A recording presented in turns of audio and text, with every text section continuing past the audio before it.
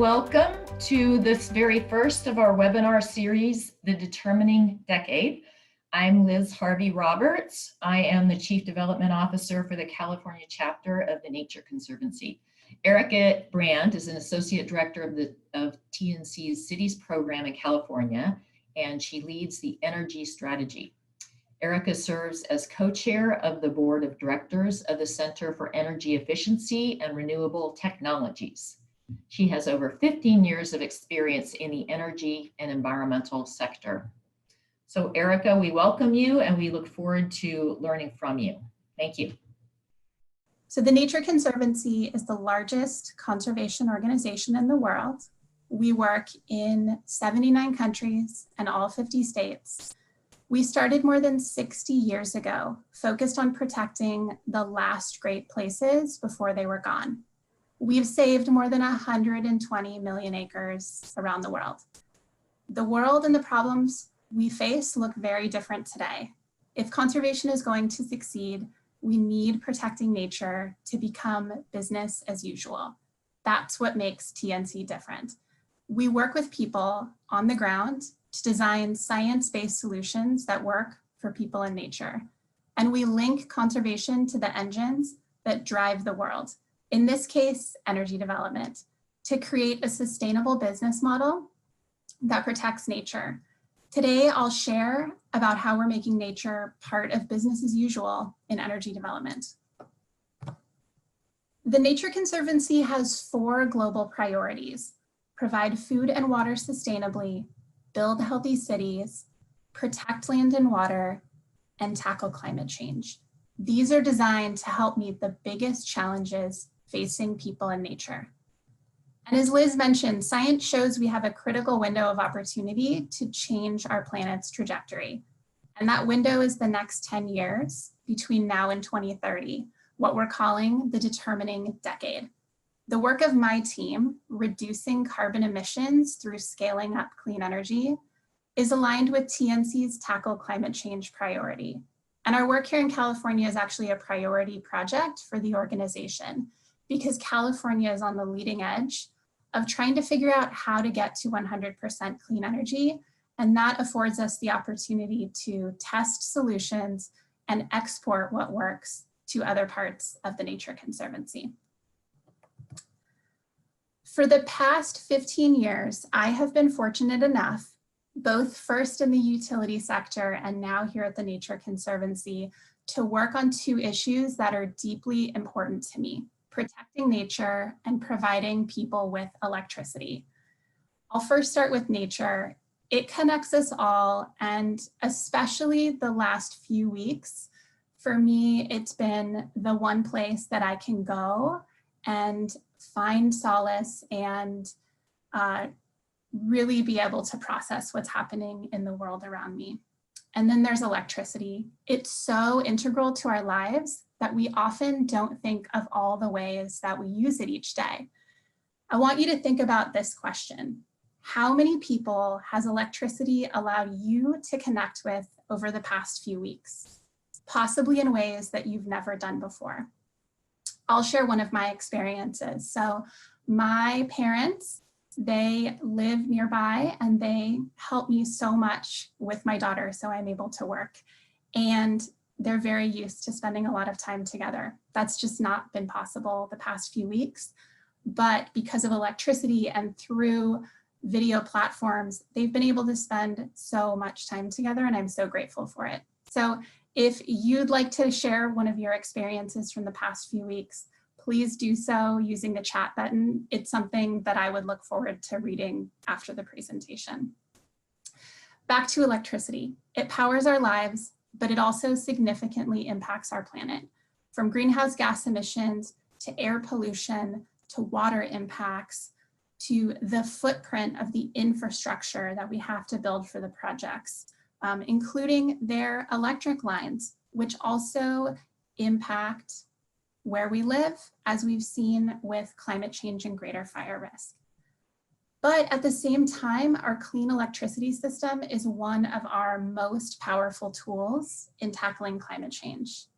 And so for 15 years, the central question of my career has been, How do I help support a transition to a more sustainable energy system while protecting the wild places and wildlife that make California and the West such a special place to live?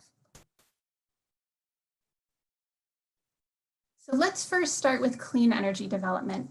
Scaling up clean energy is essential to tackling climate change. And a clean electric grid can help us power other parts of our economy, like electric vehicles and electric appliances and heating in homes. It's a key strategy to how California is going to achieve its climate goals. And we're fortunate to have many different types of clean energy to help in this challenge. Pictured on screen here, we see a large solar farm on the left, a wind farm in the middle, and a hydropower facility on the right. But there are many more types of clean energy that exist today that are part of the solution, and there's lots of emerging research and development for new tools moving forward. All energy development has an impact on the environment that needs to be managed. One of the biggest challenges with clean energy is where it's built.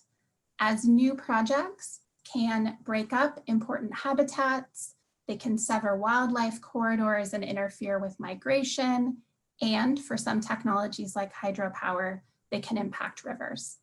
This sounds like a lot of negative side effects, but the good news is they can all be easily managed if we proactively plan and put energy development in the right places, away from the important and pristine natural lands that TNC has been working to protect. We have a plan for how to do that by using science to make trade-offs and impacts visible so that people can make better decisions.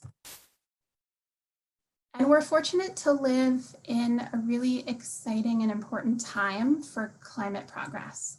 1 in 3 Americans now live in a place with a commitment to 100% clean energy. This is fantastic progress thanks to many leaders and nonprofit organizations that have collaborated to help move forward these ambitious goals. But there is a lot more work to do, both in terms of setting targets, but also after a target is set, there is the challenge of how do we achieve these goals and how do we do so quickly? The challenge that we must solve for is that potentially 75 million acres are needed for clean energy development across the United States. That's about the size of 100 Yosemite National Parks. And when you think of Yosemite, I want you to think of not just the iconic Yosemite Valley that you see here, but I want you to think about Tuolumne Meadows in the upper elevation, all the way to the Mariposa Grove of giant sequoias near Wawona. That's a lot of land and a lot of potential for impacts to nature. The good news is the Nature Conservancy is set up to solve this challenge and influence how and where clean energy is built. We're set up to do this in 2 ways. First, science is one of our core competencies. We know conservation values on the ground. We've been collecting this data for decades, and through our science, we can anticipate where clean energy can be developed with less impact. Second, meeting the climate crisis is a global problem. TNC is truly a global organization with boots on the ground in 79 countries and all 50 states. When we find a successful solution, we can scale across our chapters and programs to create tangible impact. As I said before, this is the decade to get it done. We're entering a critical window for locking in climate goals and giving states and countries a roadmap for how to meet them. Next, I'll share how we've done that in California. I'm going to take you to the Mojave Desert, back to where this work started for our team. The Mojave Desert is an incredible landscape where plants and animals have evolved to live and survive the harsh desert life. The Mojave is home to some incredibly charismatic wildlife, including the desert tortoise, the bighorn sheep, and dazzling springtime displays of wildflowers. The Mojave Desert also boasts world-class sunshine, which is perfect for solar development. And that is what drew development here in the early 2000s, a time also known as the clean energy gold rush. So as California bumped up its renewable energy goals, there was a rush to develop large solar projects across the Mojave, some falling on pristine desert land.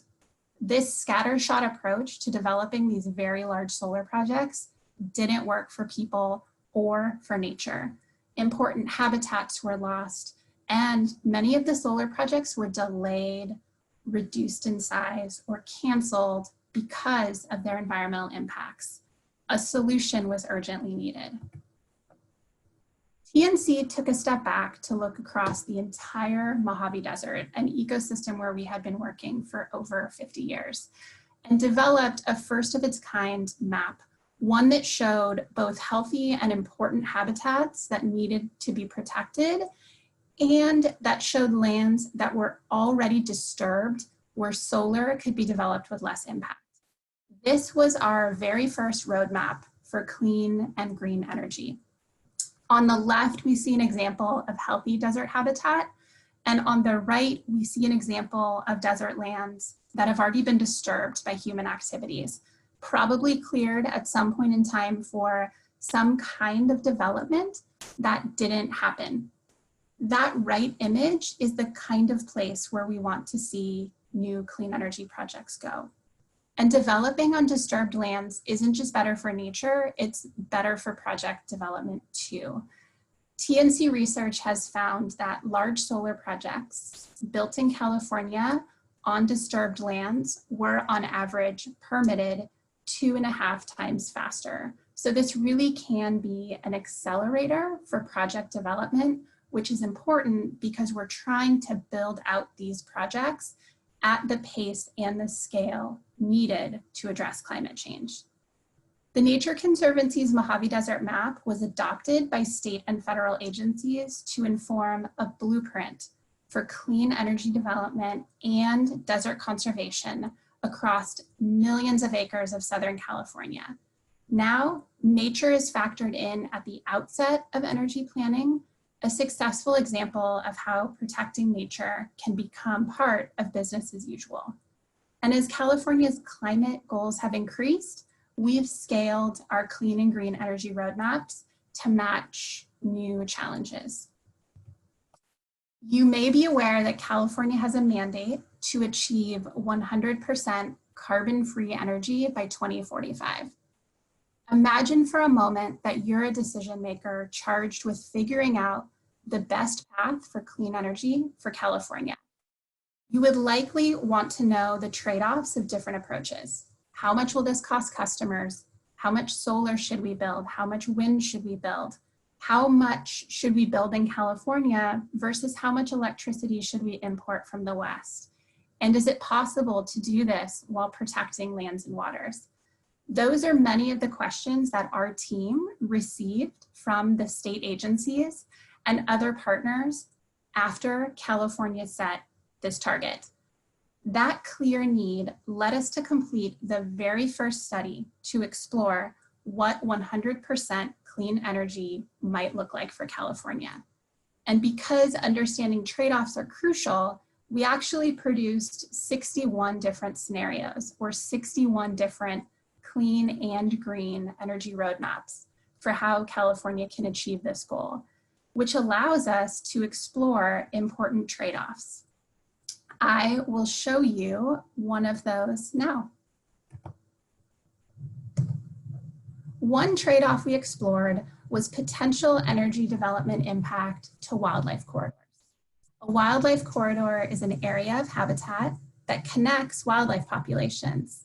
Across the American West, there are wildlife corridors that are now at risk of being severed by energy development. One example are the corridors used by the pronghorn antelope. Pronghorns are the fastest land animal in North America and have one of the longest migrations.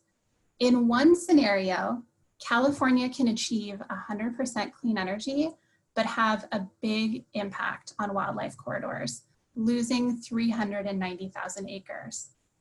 But in another scenario, we can achieve the very same goal, but reduce the impact to wildlife corridors by half. Using science to develop clean and green energy roadmaps makes trade-offs like this visible so that we can change the trajectory and put the state on a better path to addressing climate change and protecting nature. And this approach works. The state of California has adopted our method for protecting nature in their model for planning new energy investments across the state. So what comes next for our team? Now that the California 100% study is complete, we're embarking on a new project with TNC colleagues from across the United States to actually look at national scale clean and green energy roadmaps. As more and more states set ambitious clean energy goals, the challenge of where to build these projects will continue to grow. And this work will help prepare TNC to inform new policies and where new energy projects, new energy electric lines touch down across different landscapes. In addition to the United States, TNC is working internationally on energy across many countries, including India and China, to scale up clean energy to address climate change. I'll give you one more example so you can see how our strategy applies outside of the United States. Southeast Europe is a region where TNC is working with partners to create clean and green energy roadmaps. Pictured here is Slovenia, one of our focal countries for this strategy. It's also a place where I was fortunate enough to recently visit to help our team there advance their work in the region.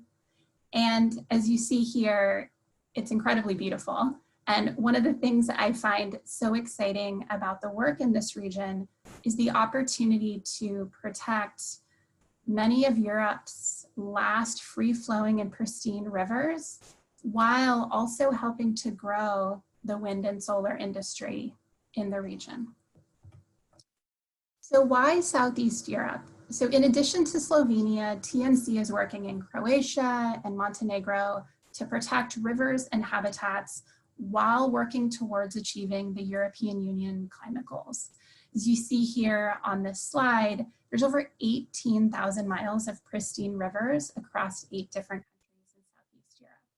But many of those rivers are at risk. There are over 3,000 planned hydropower plants in the region.